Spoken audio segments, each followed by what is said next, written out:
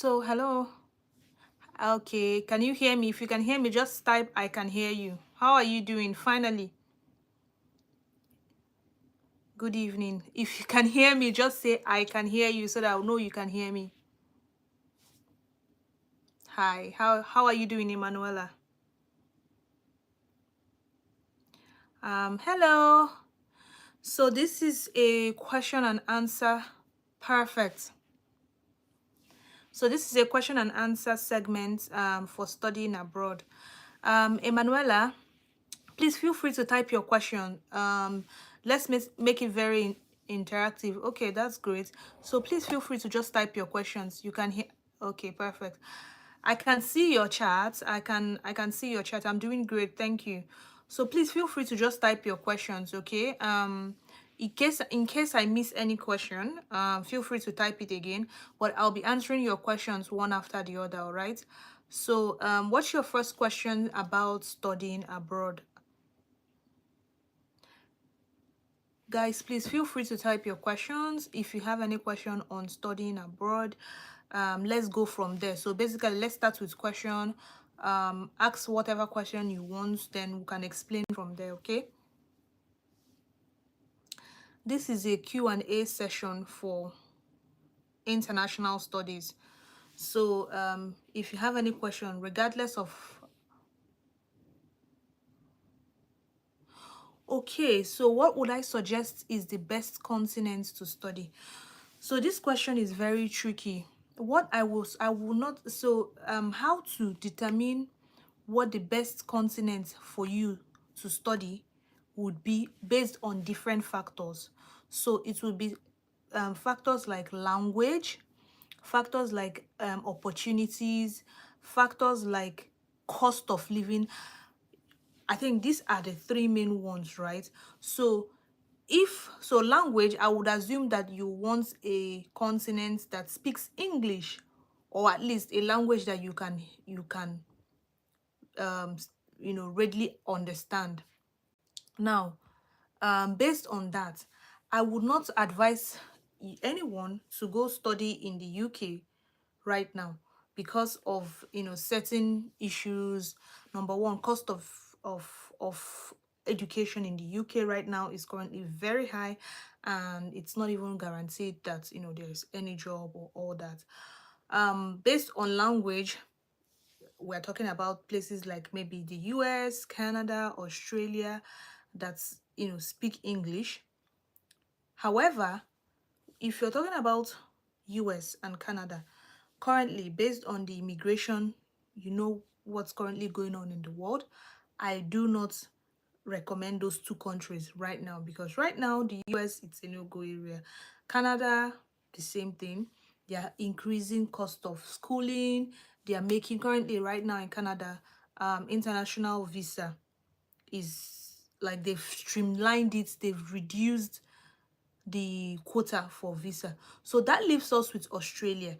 Now, if you're looking for a country that you want to do English, you're very, very centered on just doing English, then I would suggest Australia, because Australia meets these three: English, at least reasonable cost of schooling, still accepting international students, or still fair with international students.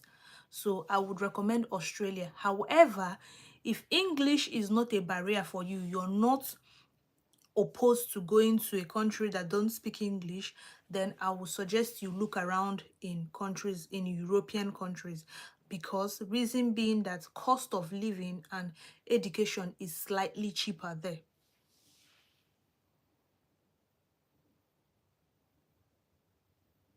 Okay, so yes, Australia is far. That's absolutely true.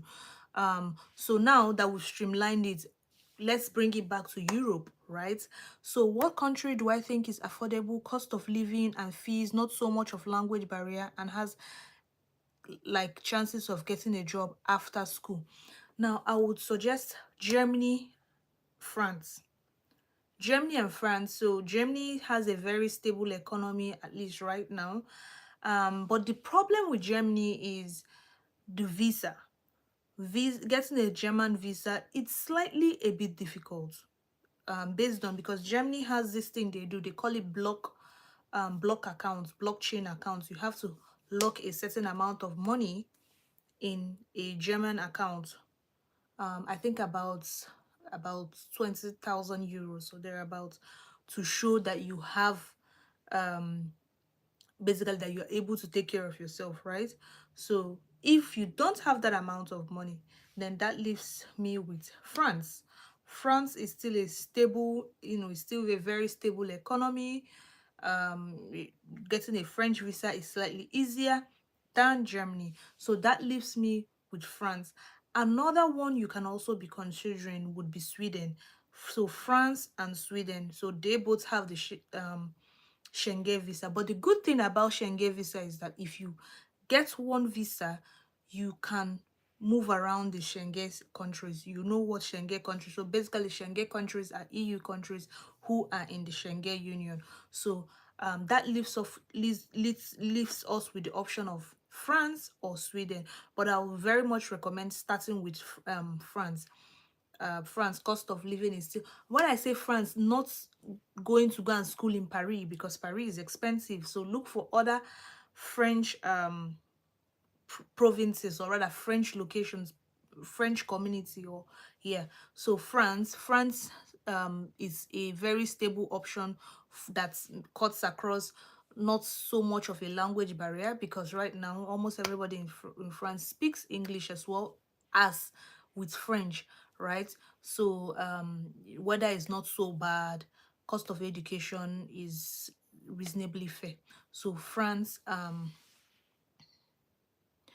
absolutely. So there's this thing I tell people, that um you know education is about starting somewhere you can afford, and eventually, if you hope to, you know um to further move to a different country, then Asian countries are also a great option. A great option in Asian countries will be South Korea. South Korea currently has a lot of, at least with about 3,000 euros or less, you can still find very um good schools in South Korea. I would very much recommend South Korea. In fact, there's a school, if you're a science student, check, it's South Korea Institute of, if you're a science student and you're doing like technology inclined, I don't know what area you're looking into, but check out South Korea Institute of Technology. However, it's just that that school is very very competitive. It's very very very competitive. But I think it's spelled KSUT. If you have a very good result, oh, okay, HR personnel.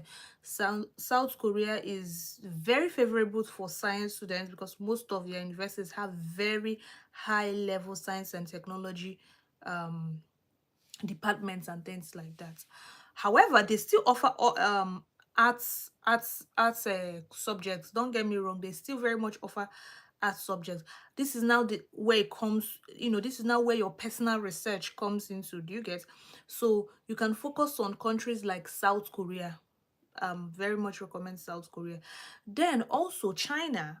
I've also seen very good schools in China. These are the two schools I like, these are the two countries rather I recommend, based on um two factors: affordability, and at least, as of course, as a black woman, you need to also be in countries where you can feel safe, and you can at least see your fellow people who look like you.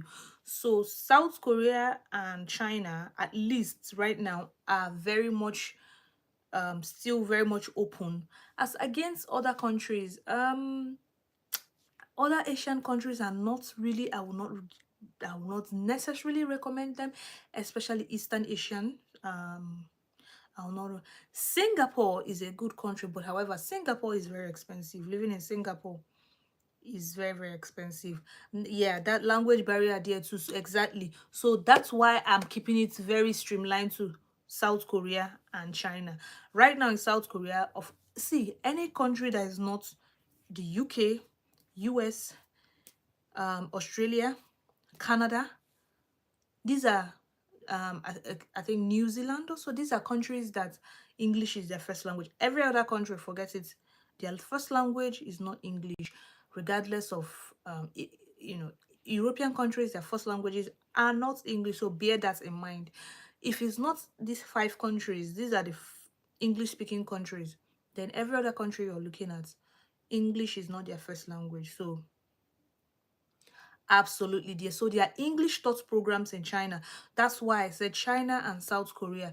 So these two countries, they are very much opening right now to, you know, having more English taught programs. So there are schools in China that offer English taught programs. Same with South Korea.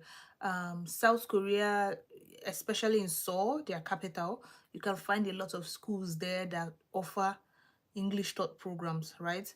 So, but other Asian countries, I would not generally recommend them because number one, barrier, language barrier, they are not very much opening up to English taught programs, just the same, you know, the same way this China and South Korea have opened up.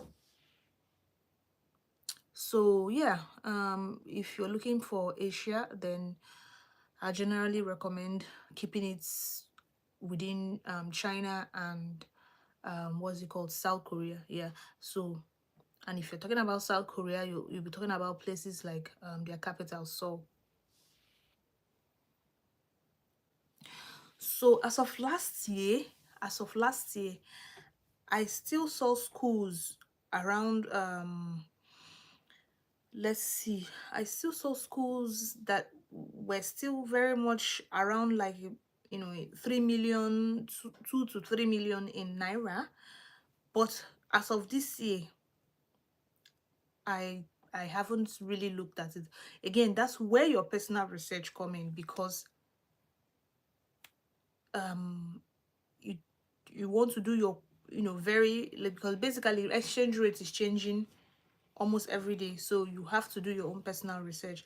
So as of last year, the last time I checked, some schools in China or in Asia, around Asia, it's still very much around 2 to 3 million at most. Okay, if you now add like um accommodation and stuff like that, you'll be looking at around 5 million, um of course, 5 million naira round budget. But this is where, when you find your specific school, so I would advise that if you make up your mind on the country, so find a specific school, and then when you find that specific school, you will be able to get the specific amount as of the time you're, as of the application cycle, right? Because again, what you have to understand is that international applications come in cycles. So some countries do winter session, summer session, spring session, and things like that. So it has to be based on the cycle you are applying for, if that makes sense. So but the amount I gave should give you like just an estimate idea. Note that that's not the exact amount, because again, exchange rates fluctuate. A lot of things have happened from last year to now, so you have to, is when you figure out the country or the exact school, then you can write to the school and know what the exact tuition is as of the study circle you want to go to, right? Whoever you are, please do not come to my live section and try to be rude, okay? Whoever you are, I don't know who you are, do not put this, if you do not want to get blocked, do not put this rubbish on my live session. Thank you. So please feel free to leave your other questions, okay?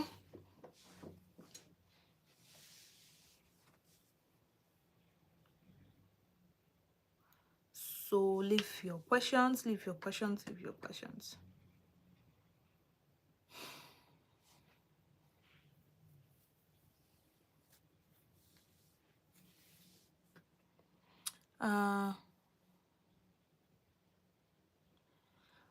So let's see. When you're talking about, I would, okay, so in that regard,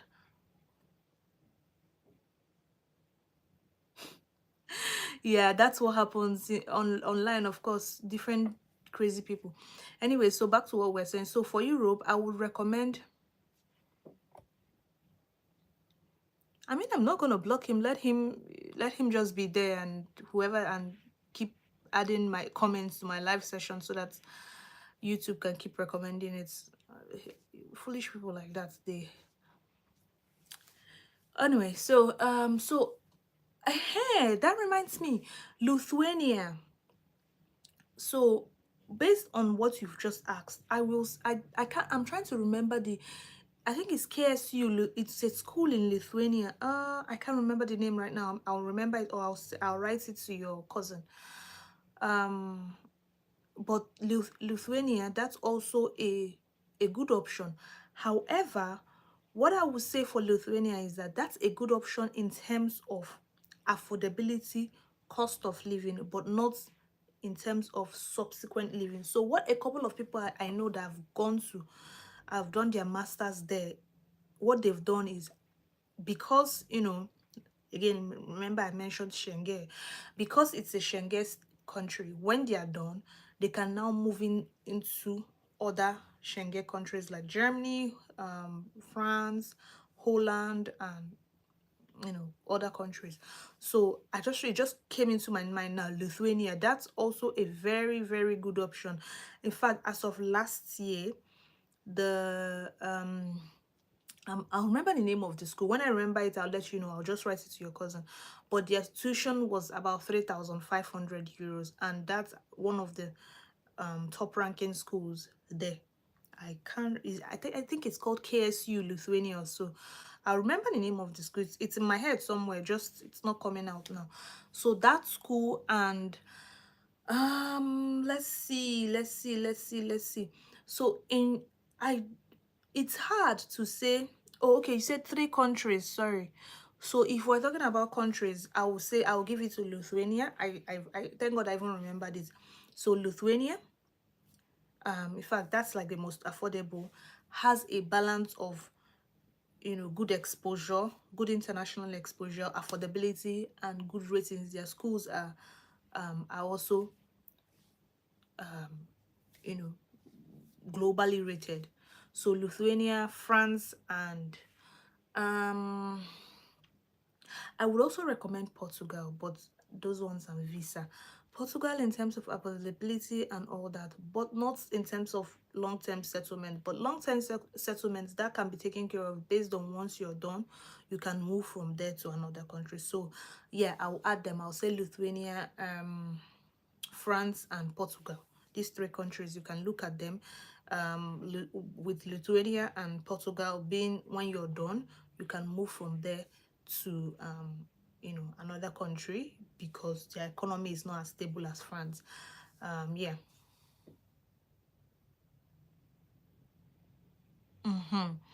So what you have to, in terms of getting a job, what you have to understand is that there's so, oh yes, please subscribe, Kahil. Feel free to subscribe.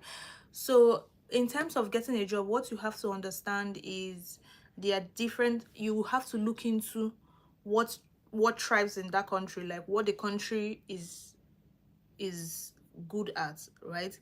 What's It's dependent on the course of study you're going for, your ability to learn the language. If I'm going to be honest, if you're going to be, you say you're a HR person, and if you're going to be continuing in HR line, that would very much, your ability to get a job would most likely be dependent on your ability, how fast you can learn the language in whatever country you're going to settle down, because HR is a role that, of course, you'll be communicating with people, right? So that would very much, except you're looking into deviating from HR. But if you're going to be continuing in HR, in fact, not even most line of roles that might not necessarily require you to learn the language immediately to be able to get a job, are mostly roles that are not interfacing with people. Roles that you don't have to be communicating with people all the time, like roles that are very much dependent on your skill. So that way you're not necessarily learning the language because you want to get a job, you're learning the language because you want to assimilate faster into that country. So to be honest, there are just so many factors that I would say, um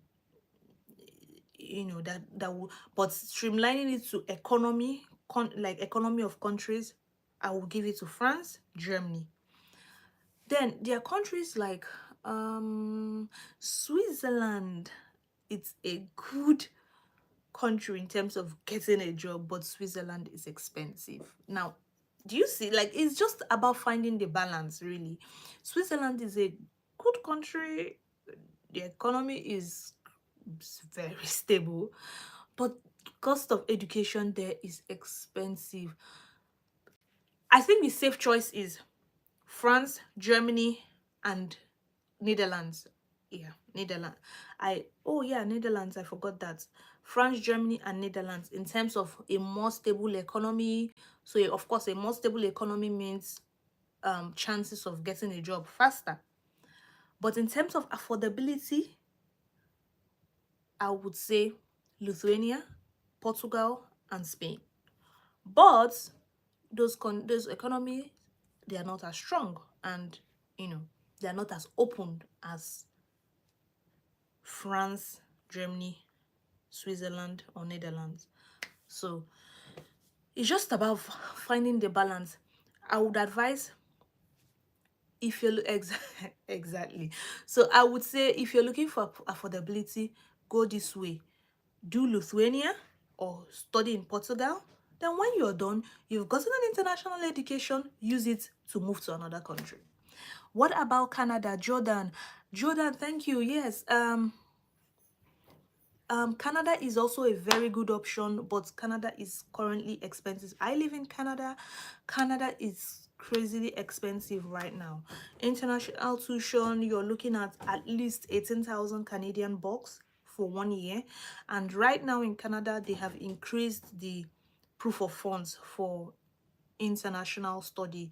I think for one person is about $23,000 now. So Canada is just, yes, price of living is expensive. They said Netherlands has cost of living. Now, the truth of the matter is that everywhere has a high cost of living. But one thing I would say is that if you're going to Netherlands and you know that your budget is not strong, there is no reason to go and live in Amsterdam. You look for the innermost, like, that's why you have to move into the other areas. The problem is that everybody wants to live in Amsterdam. Amsterdam is more expensive. You go into the other smaller cities in Netherlands, cost of living there will be. See, the truth is that you just have to choose your battle wisely. If you're moving into the smaller cities, you're most likely going to get an affordable cost of living. However, language will be a barrier because people there are most likely not going to be speaking English as much as people who live in Amsterdam, because of course Amsterdam has more people from all over the world. People who live in Amsterdam, even the Dutch people themselves, they are more open to speaking English. But if you're going to a smaller city, people there most likely will speak Dutch, but cost of living will be cheaper. So if you're someone who can adapt very easily, who can quickly learn language, who can quickly assimilate yourself, choose the option of going to where the cost of living and school fees will be cheaper. Then you tough out the language barrier, give yourself a few months or 1 year, 2 years, and yeah, you'll be good. It's all about balance, really. Hi Jordan, feel free to subscribe to my channel, okay? I do this once in a while, so feel free to subscribe. And you too, Emanuela, please feel free to subscribe to my channel, guys. On my channel, so I haven't even introduced myself. My name is Zini. I am an educator. I talk about personal and career development generally. So what courses generally thrive abroad? Okay, this one is a very tricky question. Courses that so for example, here in Canada, let me use Canada as an example. The healthcare sector is thriving very much right now in Canada, depending on what province you're in. If you're in the province where I live, agriculture is thriving. Now, I don't generally advise people and say this is what is striving, go and do. Again, everything about international study is balance. When you decide what country you're going to, look at what their industry, look at what their economy is booming around. Like, look at the industry, what's booming their economy. Some countries have less. For example, in the EU, Germany, places like Germany, for example, technology is thriving in Germany. So courses around technology, not just Germany, even France, right, even Netherlands, technology, digital, things around like digital experiences are thriving. Places like Portugal, for example, tourism is thriving, hospitality is thriving there, because it Portugal is they are very big on tourism and hospitality. So courses around those areas thrive very much there. So it's about finding, but in general, this HR, I would say, try to pivot a little bit from HR. You might try, maybe my advice would be, try to see your personal research, because I honestly, there is, no matter how much advice you get from people, a huge part of also studying abroad would be things like, you need to know how to research things on your own as well, because you cannot be going to a new country and you don't know how to make your own research. That's a number one skill anyone going for an international study should have. So my feedback, my assignment to you would be, look for a course that has a balance of HR and some technology kind of thing. So look for how you want to balance technology with HR. Look for something that balances, that sits in the middle of those two worlds, right? Technology and HR. That would be a good pivot for you for any Europe. If you're choosing European countries, let's say for example you're doing Lithuania, choose for courses that have a, like, look for courses that have a balance of technology and where you have experience, which is HR. Then when you're done studying in Lithuania, then you can now move to another country. People talk about Finland and Poland on the internet a lot. So Poland, now Finland I would not generally advise, because to be honest, economy right now in Finland is terrible. In fact, what you have to understand is that what people talk on the internet, and exactly, there are all these Japa, what and what, people that sell Japa as their source of income. Once anything starts, being raining, they start pushing it. In fact, I think recently, they said, hi Andrea Torres, they said, oh, Finland has opened some routes like that for people to come in. I've seen that thing a lot. To be honest, I will not advise you for Finland, because what they are doing is they are trying to bring in migrants. They're trying to bring in international students and keep them in low-paying jobs just to stable their economy. The economy in Finland right now is terrible. Like, it's terrible. Before, Finland used to offer free tuition for both international students, everybody, but they've stopped it right now.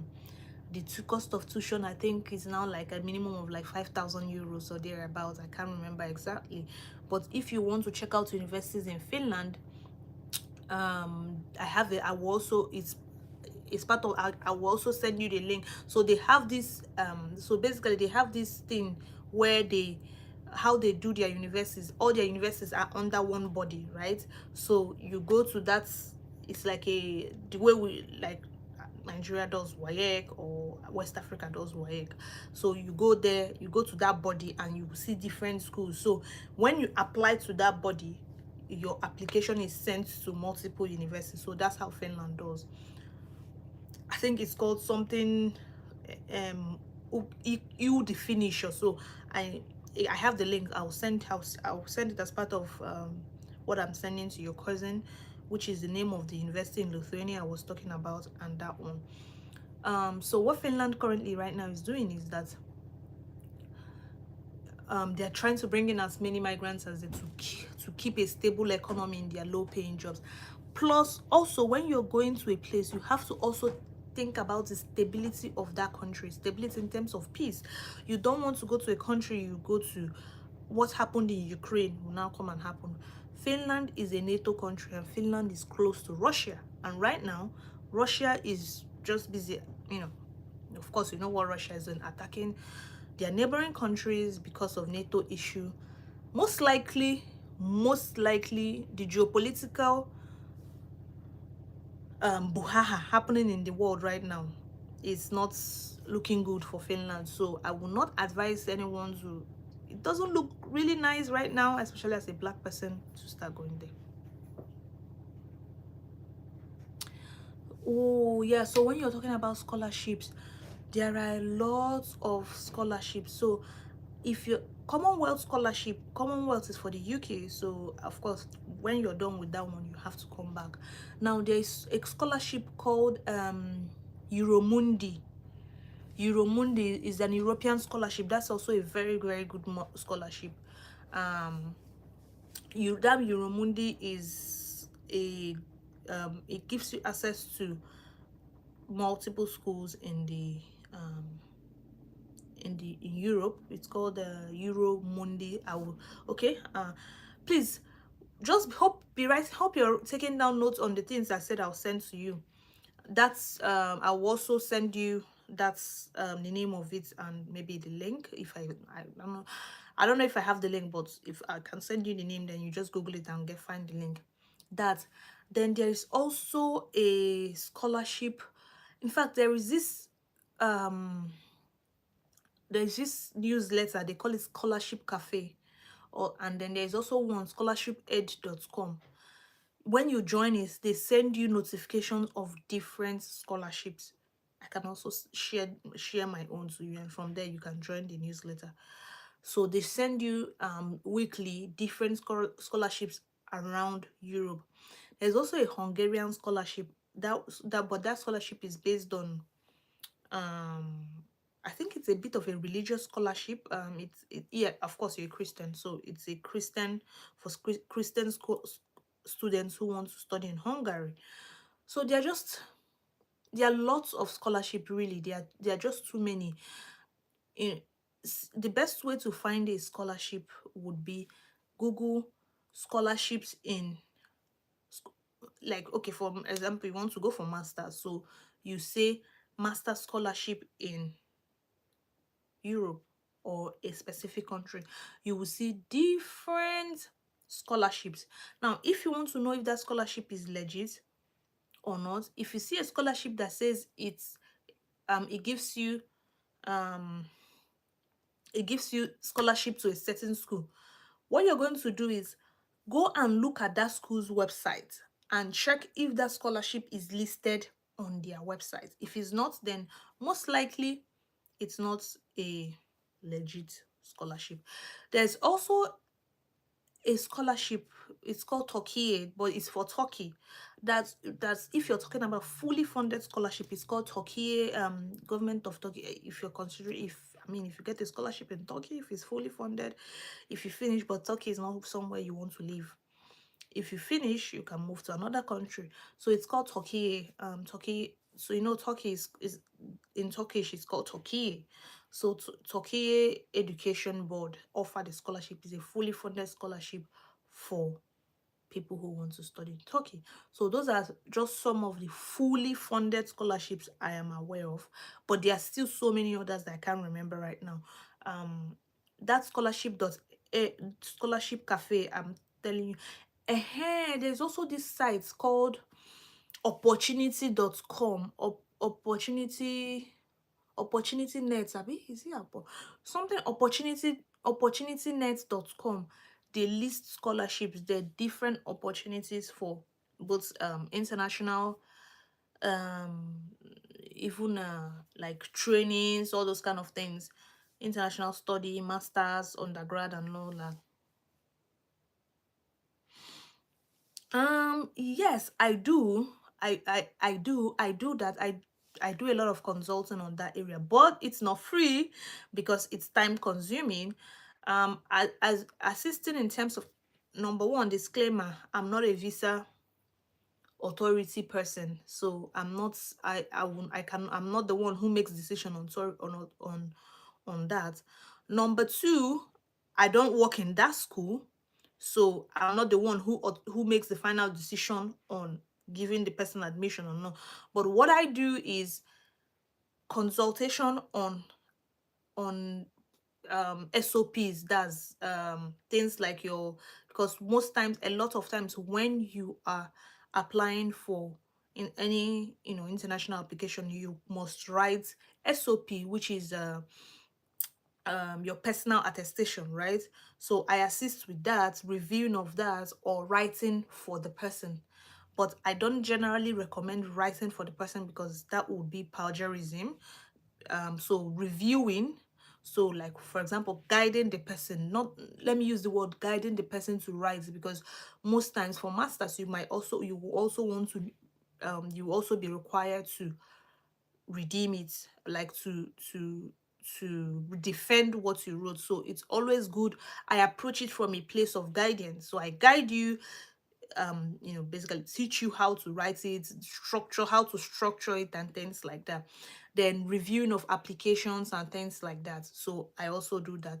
So sure, yeah, that's a package I design for people generally. So based on the person's specific need, that can be taken out of here, because it's not every quote and in quotes that, you know, this is online. It's not something that's, it's so based on the person's specific needs, the package can be designed. But yes, general consultations on international applications and stuff like that, I do that for applicants.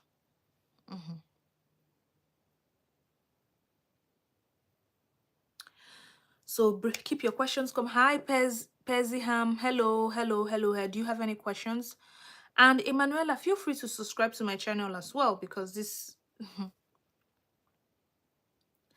like I said, it's depending on what you want to do. But you know, give or take, if so, if you're doing like application, um school research, I have to like research the school for you and all that, it's about 300 to 350.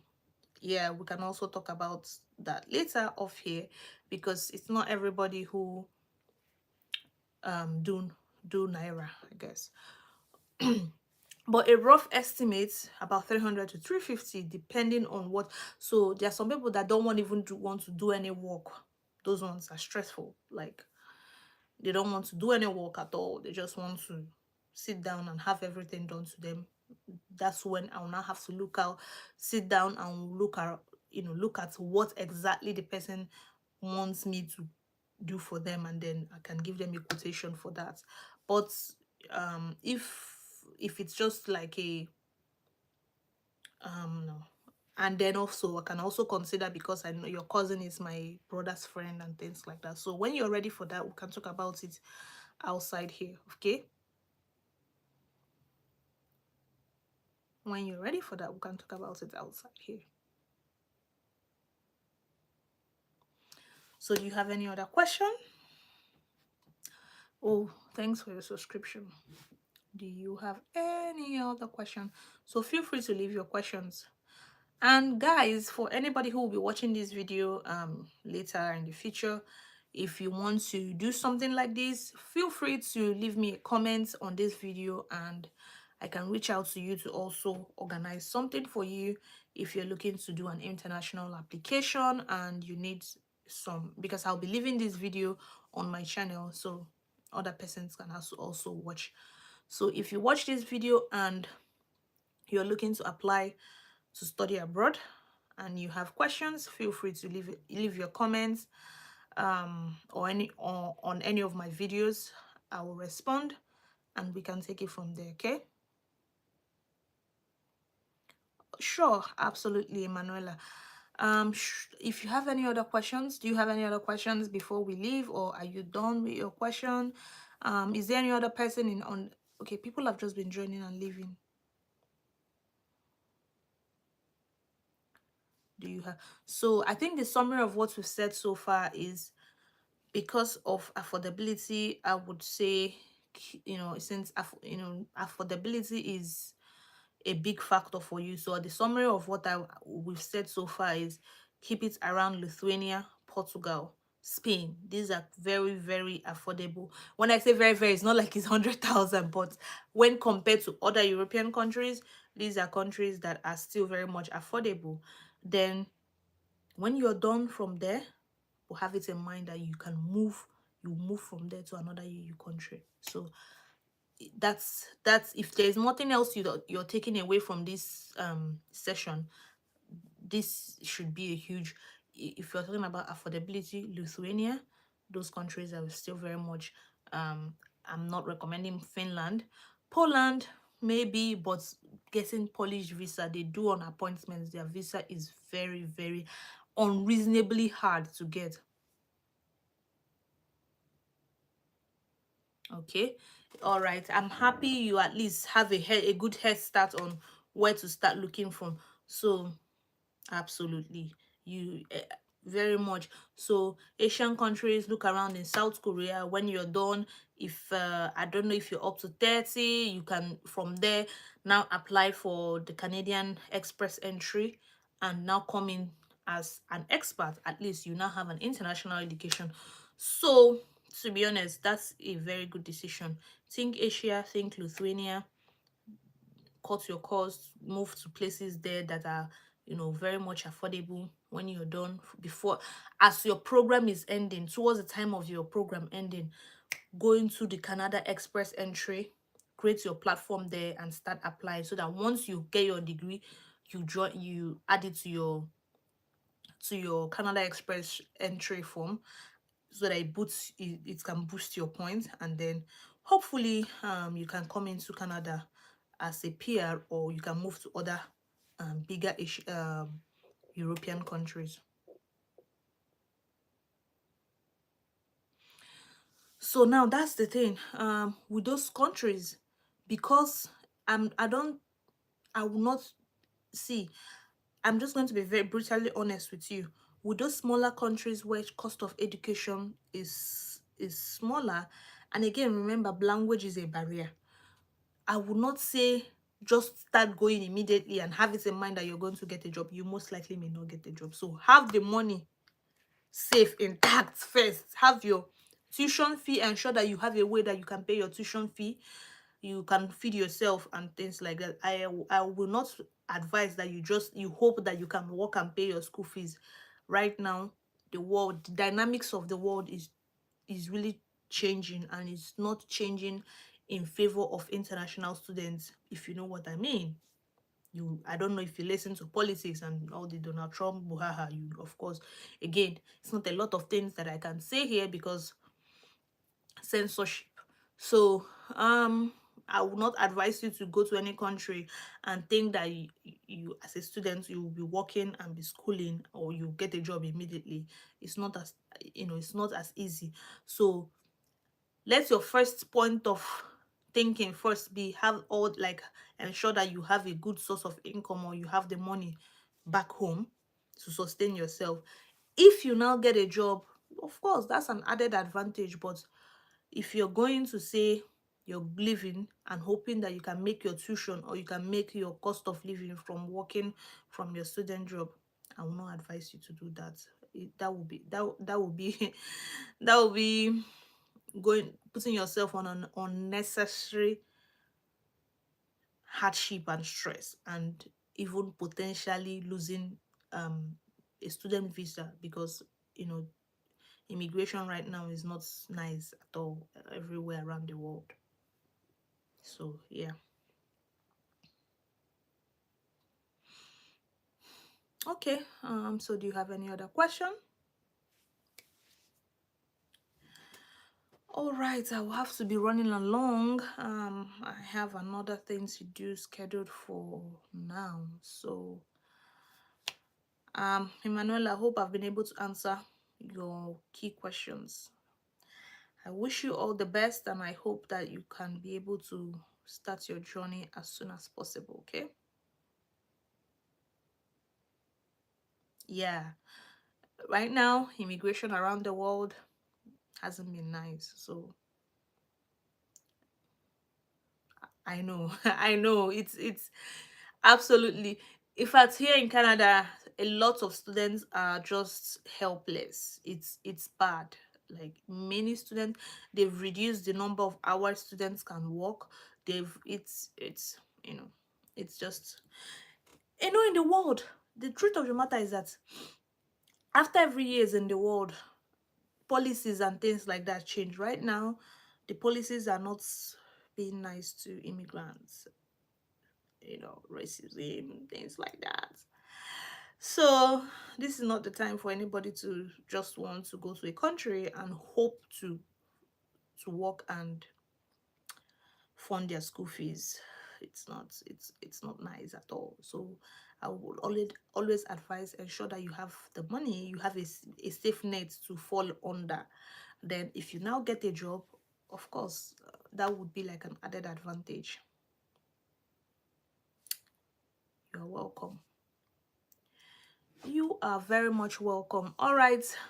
Thank you so much. And is there anyone here who has questions?